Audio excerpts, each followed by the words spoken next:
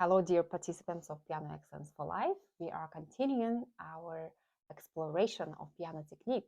And this lecture is a continuation of the previous lecture where we discussed 3 fundamental principles of piano technique. Let me remind you what those 3 principles are. Number 1 is independence of each finger, right? To make sure we can play clearly and with good articulation. Number 2 is the movement of our wrist as well as forearm, right? And number 3 is the feeling of entire hand being connected. So all parts of the hands are united and nothing is in isolation. And you feel entire arm on your fingertip, right? The arm is super, super free. Let me show you 3 super simple exercises that you can do very easily, and they will help you to start paying attention to these basic principles of piano technique and start making a positive change in your technique. So the first exercise is called a brush, and it's a little bit of a silly name. It comes from actually an amazing method of one of the Russian teachers. She created actually a whole philosophy of how to be able to play the piano and feel absolutely relaxed. But of course, you cannot feel totally relaxed when you play piano, right? Because even if I have to grab a pencil, right, I cannot take it with my arm, my fingers are completely relaxed. So obviously, a little bit of hesitation, tension is absolutely normal, but still, you shouldn't feel any pain or tension or strain when you play the instrument. So here comes the first exercise that helps us to feel each finger independent. We're going to use only white keys today, but you can go ahead, use black keys, do the same thing, or I'm going to show you everything in C major, so you can actually apply the same exercise into D major, G major. You have a choice of playing this in any key out of 24. So here comes the first exercise. You're going to play it with each finger separately. And to do this, you need to be a little bit patient. So we're going to start with our thumb, and I'll play staccato, very light, but I'm not going to move my wrist. I will try to use only finger motion.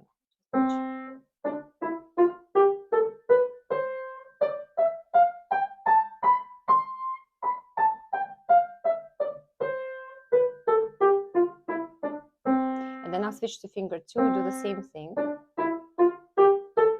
So what I'm doing, even though we are focusing on independence of each finger, right? Still, and even though I'm not using my wrist, right? I'm not doing this type of staccato. Actually, it's just a finger staccato. But I still feel the third principle of healthy piano technique, right? I feel my arm as a whole, and it's actually, quite relaxed. But my attention is on how my finger is able to play this bright and short sound. Let's try finger 4 or finger 3, for example.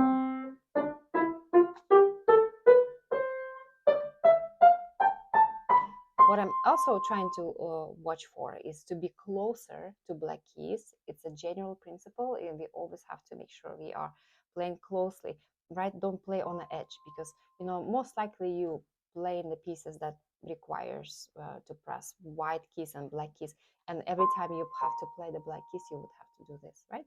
So in general, this is one of the basic rules for us, to stay closer to black keys. And let's try finger 5, for example. That may be tricky.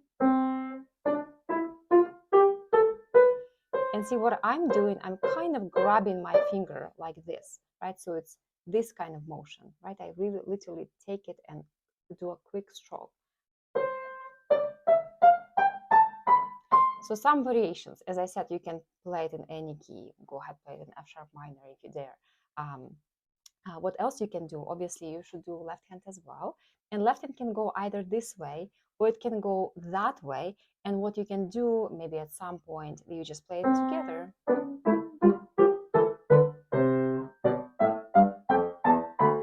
So just make sure you're not using your wrist, even though, again, your hand stays relaxed, because once you start using the wrist, right, you kind of take away the job from the finger, right? We want to make sure that we are training only fingers in this exercise. Exercise number 2. So now we are addressing a second principle of piano technique and the movement of wrist and forearm. This exercise, for some reason, is one of my favorite things, because I think it's just so super, super peaceful. But again, you have to be patient with it. Just go ahead and pick any key. I'm going to pick a G. So this is how we're going to do it. I'm going to count till 4. And before the exercise, both of my hands comfortably laying on my knees. So I count 1, 2, 3, 4. 1, 2, 3, 4. 1, 2, 3, 4. 1, 2, 3, 4. 1, 2, 3, 4. So what I was doing, I was switching fingers, right? I played the same note, but I switched all the fingers, finger 1, finger 2, finger 3, 4, and 5. And so I focused on actually several things. That's why piano makes you smarter, right? You have to focus on different things at once. So the first one was the motion of my hand, right? So I focused on the fact that when I took my hand off the key, right, I did it with my wrist, right? And obviously through the wrist, which is almost like our neck, right? Through the wrist, I was able to pull my hand off the key and then comfortably put it back on my knee. So it should feel very, very natural, comfortable, organic, right? And the goal here is to make that motion in the most, again, natural way, right? So I don't want you to do anything like this, right? Too fast, or it's almost as you feel like your hand is moving by itself. You don't have to do anything. It is so, so comfortable. The second thing that I was focusing on is to make sure that each finger produce the same quality of sound, right? If I imagine my sound being full, round, beautiful. So I want to make sure that my thumb, for example, and my finger 5 producing exactly the same sound. Let's listen.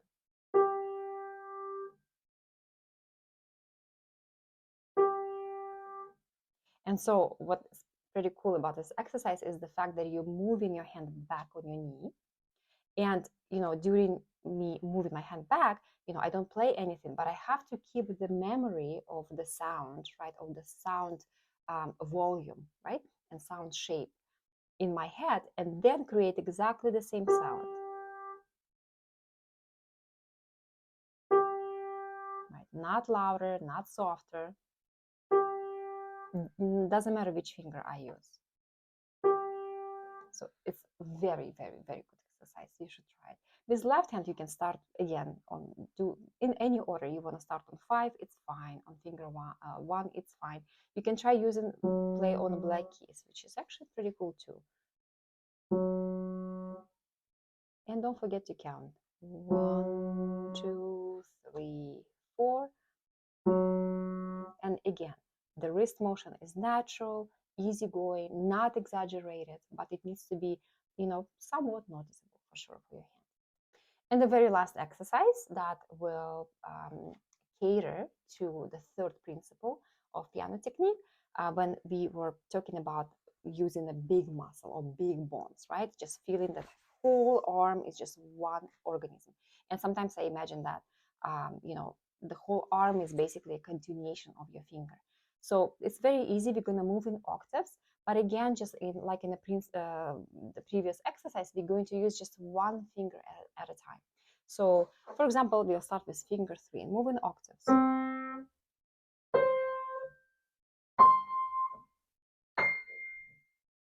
You can pick any note you like and just move back. And so what I'm doing this like kind of a rainbow shape motions, right? And when I try go from note to note, I engage literally my entire arm, right? But you want to make sure you don't raise your shoulder because it's gonna defeat the whole purpose. Your goal is to make sure your hand is able to relax into the key, right? And sometimes it's nice to imagine that you actually not pressing the key itself, but you actually press the string, which is a lot lower, right? It's kind of on a lower level.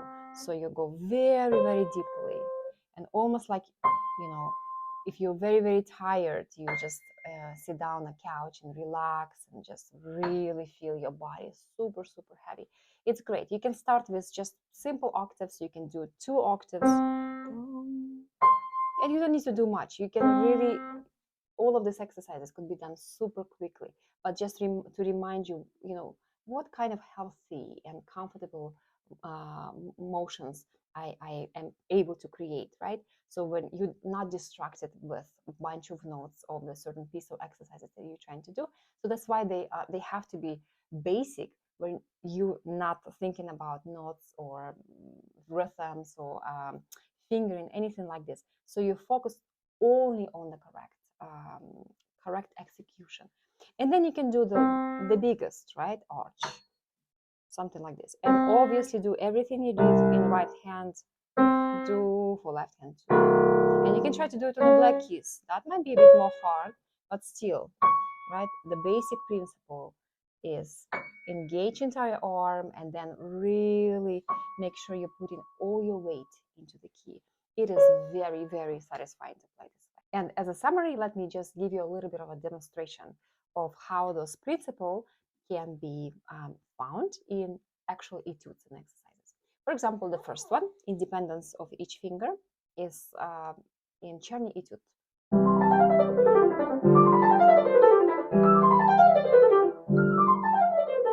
Right, so when I need my finger to be independent, I cannot use my wrist at this moment, because if I do, right, see what happens?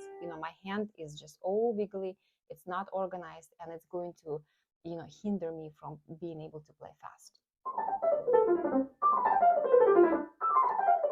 So my wrist has to be still. So number 2 is the motion of forearm and the wrist. Is, for example, in this Czerny etude.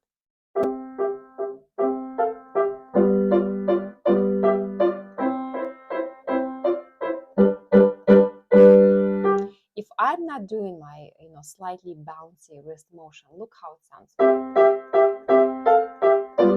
You see? So it's not only a technical principle. These are also musical principles, right? And recognizing what you need to do technically will also help you to elevate your actual quality of your playing. So this is a wrist motion. And the very last one, it can be found in this simple etude, but I actually love it.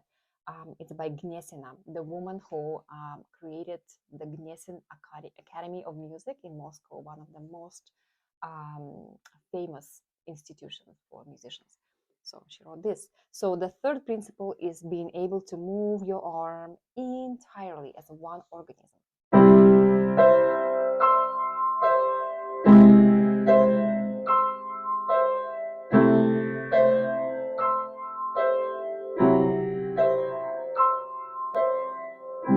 And then left hand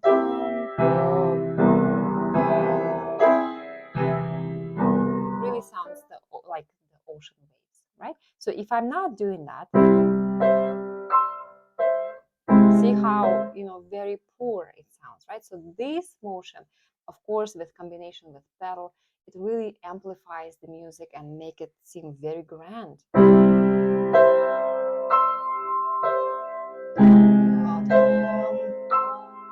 it sounds so much more richer, right? Musically, just because we are able to use the right principle of piano playing.